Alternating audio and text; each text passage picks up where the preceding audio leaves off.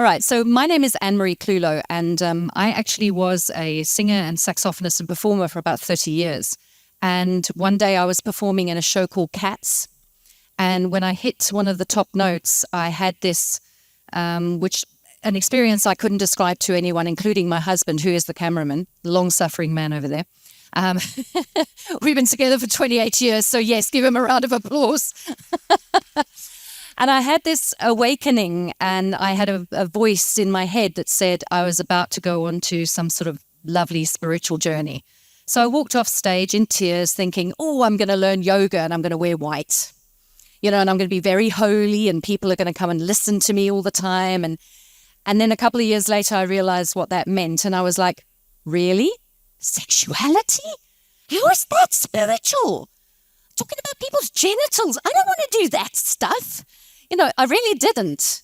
But it was a calling, and it kept calling me back. I kept trying to escape, and it kept calling me back until eventually I gave up. And I said, okay, well, if I'm going to teach this stuff, I'm going to teach it in a way that it feels relevant and it's actionable and it's beautiful and it's pleasurable and all of those things. So I've done some Neo-Tantra work. I've done some Tantra work. I've done some Taoist sexual work, worked with the Kundalini, worked with the life force energy, all of those sorts of things. And this is what we're going to talk about today, is what happened to me last year, is I went into hospital to have an emergency hysterectomy.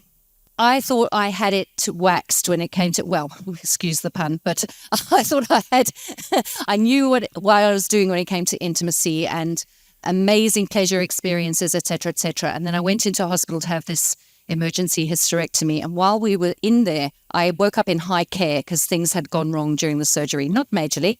And my husband came to visit me and said, you didn't wake up in the room you were supposed to wake up in because, there was a problem with your breathing and blah, blah, blah. And of course, I started to panic.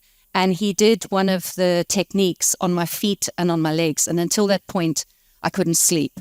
And he started doing what we teach as a sensuality technique on my feet and on my legs. And I fell asleep deeply. And I think it was also the drugs. I will be honest. I don't think I'm that spiritual. I think it was the drugs as well. But I had another experience of understanding how intimacy and connection is so important when it comes to healing. So that's with yourself and also with your partner or partners, depending on what your belief system looks like. So what I want to say to you first and foremost is it going to work for me? Yes.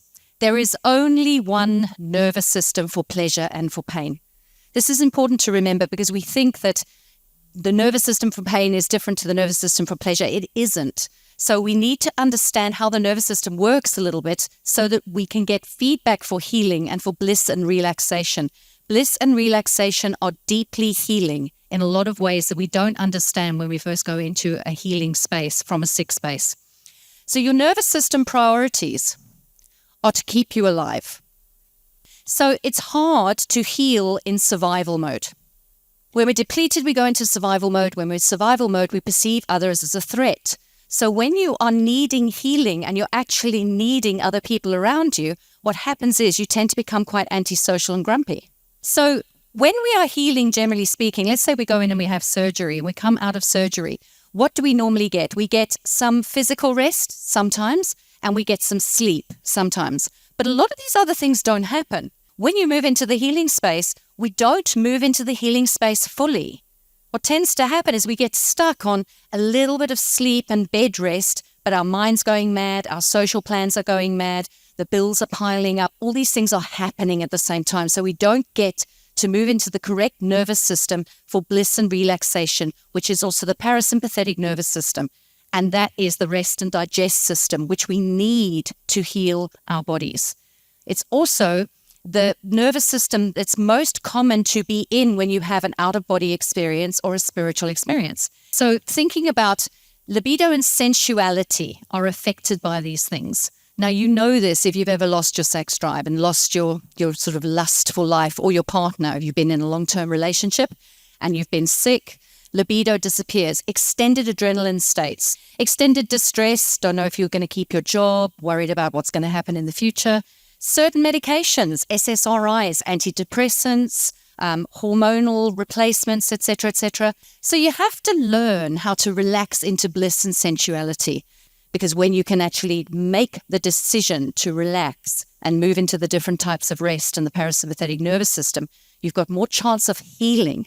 And then you're in the parasympathetic nervous system and your libido has a chance of returning. And if we learn how to relax into bliss and into sensuality, we can separate sensuality out from sexuality. They are not the same thing. They've got a lot in common. But being sensual is not the same as being sexual, which is why I came up with the term sensualness. Because sensuality, when you say that to people, they're like, it's just a little bit too uncomfortable for me because that's still in the same line as sexuality. No, it's a conscious decision to be using your senses and to be sensual and to change into the parasympathetic nervous system so that you can deeply relax and feel bliss and rest and digestion and all of those things that the healing system needs in your body.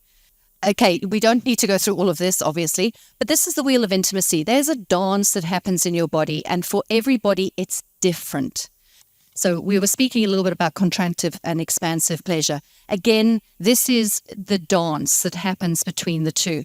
So contractive is your adrenaline and new relationship energy, feeling very turned on, that fire. And it's delicious. It's not wrong, but it's one experience. So my husband rubbing my feet in the hospital and then I fell asleep was a huge awakening for me. I was thinking he's using a technique we use for intimacy and it's sending me to sleep. And that's what made me start thinking about healing and our approach to healing and intimacy and how we can be laying hands upon one another to help heal as well. Why sensual relaxation is different. It's not the same as generalized relaxation. It's a somatic experience. It takes priority in the body. You can use the sensualness techniques for healing and for pleasure because they release oxytocin. Oh, I promise you I haven't been drinking. It's just been a long day. Conscious touch releases endorphins and oxytocin, and life force energy is deeply linked to sensuality. But the illiterate of the 21st century will not be those who cannot read and write, but those who cannot learn, unlearn, and relearn. And this is happening faster and faster and faster in our world at the moment. So those are the thoughts I'm leaving you with. The nervous system is the same. Sexuality and sensuality are not the same thing. And if you learn sensuality and sensualness techniques, you can use them in your healing, in your intimacy, in your partnership, and in your life. It's not just stuff about sex. It's about everything. Let's integrate it. Let's put it together and have a lot more pleasure and play in the world.